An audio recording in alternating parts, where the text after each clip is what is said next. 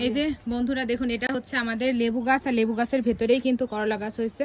আর এই যে দেখামু, এই যে করলাগুলো দেখুন কত বড় বড় হয়েছে।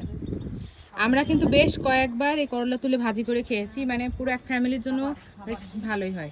আর আর আম্মু যেটা বলছে সেটা হচ্ছে, আমরা বাসায় যে রান্না বান্না করি সেই সব সবজিগুলো কিন্তু আমরা এখানে দিই, ডিমের খোসা, পাকা কলার খোসা বলেন, এমনকি সব কিছু, মানে যে কোনো সব কিছু আমরা কিন্তু হচ্ছে এই গাছের গোড়ায় দিই, যার কারণে গাছেরও এত জোর। আর এই যে করলা হয়েছে, করলাগুলো কিন্তু খুবই তরতাজা, আপনারা দেখে নিশ্চয়ই বুঝতে পেরেছেন।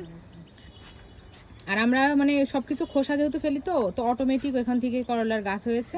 আর এই যে মাথার উপরে ওই যে দেখতেই পাচ্ছেন কত সুন্দর সুন্দর ধরেছে।